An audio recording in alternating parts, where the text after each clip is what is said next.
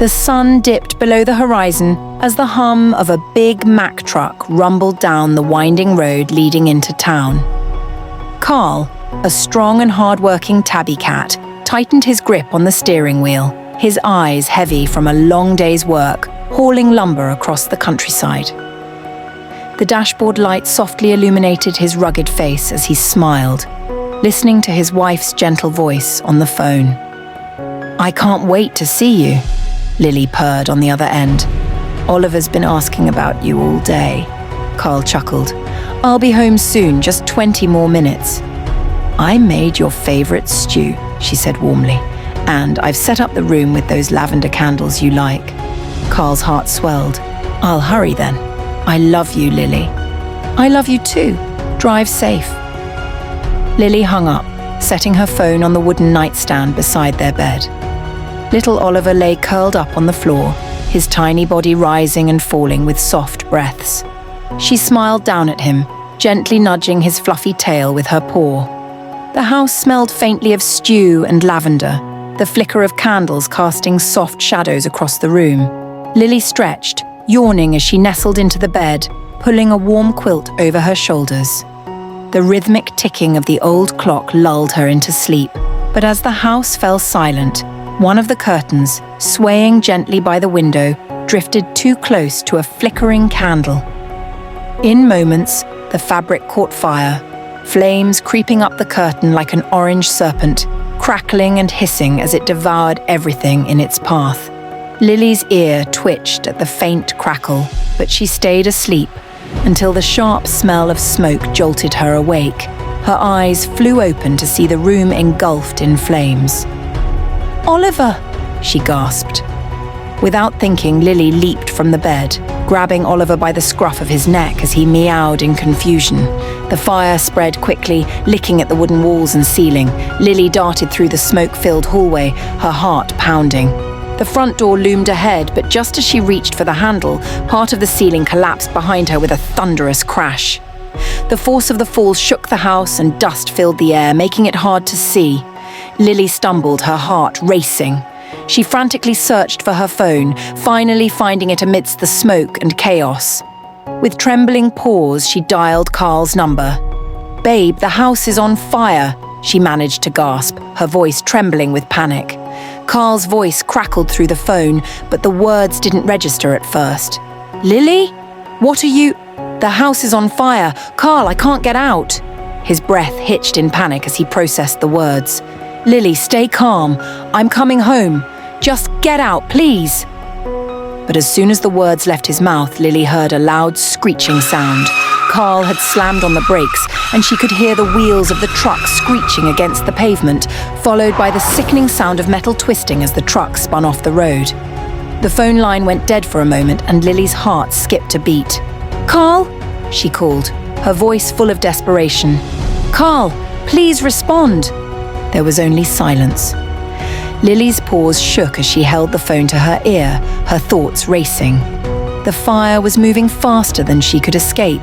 She could feel the heat on her tail and the thick, acrid smoke filling her lungs. Her eyes watered and she fought against the panic that threatened to overwhelm her. "Carl!" she cried again. But the only sound that answered was the crackling of the flames. Without hesitation, Lily turned toward the window. The smoke was getting thicker, and the walls groaned with the weight of the fire consuming the structure. She didn't have much time. Through the hazy orange-tinted air, Lily squinted down and saw a group of firefighters gathered below. One of them, a burly grey tomcat, cupped his paws around his mouth and shouted up to her. "Jump, we've got you!" he yelled, pointing to a large air cushion they had just inflated beneath the window. Lily's paws trembled as she clutched Oliver tightly to her chest. The flames behind her were closing in fast, crackling and spitting embers into the room. She glanced over her shoulder at the collapsing ceiling, her heart pounding in her ears. "Come on, Mom! You have to jump now!" Another firefighter called out, waving his arms. Lily's legs felt frozen, fear rooting her to the spot. But Oliver whimpered softly, burying his face in her fur. That was all it took. Taking a deep breath, she whispered, "It's going to be okay, baby," and leapt from the burning window. The wind howled in her ears as they plunged through the air. For a split second, Lily's heart stopped, but then they hit the cushion with a soft thud. Strong paws immediately reached for her, lifting her gently from the air mattress. "She's got burns! Get them to the ambulance!" a voice shouted. Oliver mewed softly, shivering against her chest, but Lily barely heard him. The world felt distant as firefighters wrapped her in a warm blanket and hurried her toward the flashing lights of the ambulance. The last thing she saw before closing her eyes was the thick plume of black smoke rising above the place she once called home. When Lily woke, the sterile white walls of the hospital greeted her. A soft beeping echoed from a heart monitor beside her bed, and the faint smell of antiseptic filled the air. She blinked, disoriented, until she felt the soft weight of Oliver curled up beside her, sleeping peacefully. A nurse, a kind-looking golden retriever, noticed Lily stirring and approached quietly. "You're lucky," she said gently. "You've got some minor burns, but nothing too serious. Your kitten's fine too. He just needs rest." Lily managed a weak smile, stroking Oliver's fur. But before she could ask any questions, the nurse's expression softened with something else: concern. "Your husband, Carl, right?" the nurse asked carefully. Lily's ears perked up, and she sat up a little straighter. "Yes, he was driving home. Is he okay?"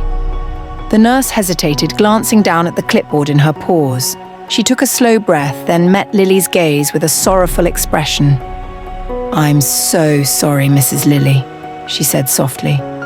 "Your husband was in an accident on the way here. The paramedics brought him in, but he didn't make it." Lily's breath caught in her throat.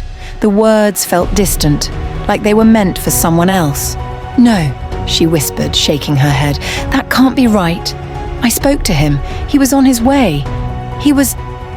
The nurse gently placed a paw on Lily's shoulder. "I'm truly sorry. I know this is difficult." Tears welled in Lily's eyes, blurring her vision. The room suddenly felt colder, emptier. Oliver, sensing his mother's distress, stirred and nuzzled into her side. Lily instinctively wrapped her paws around him, holding him tightly as the reality of the news settled over her like a heavy weight. Carl was gone, and now she was alone. The next few days passed in a blur. Lily barely remembered the hospital discharge or the few sympathetic glances from neighbours who stopped by with small offerings of food. She and Oliver found temporary shelter beneath a bridge at the edge of town, where they huddled against the cold. Rain often dripped through the cracks above them, and the wind howled through the night. With no home and nowhere to go, they begged to survive. Most days it wasn't enough. Lily would nudge scraps of bread and small pieces of fish toward Oliver, pretending she wasn't hungry. But Oliver noticed. His mother's once sleek fur grew dull, and her eyes, once bright and full of warmth, now held a weariness he didn't understand. "Mama," Oliver whispered one night as they shared a small loaf of bread. "You're not eating enough." Lily smiled softly and wrapped her tail around him. "I'm fine, sweetheart. As long as you're full, that's all that matters." But Oliver wasn't convinced.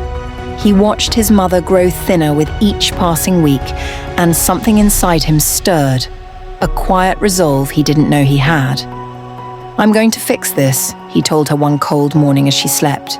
He brushed a paw over her head and set off into town.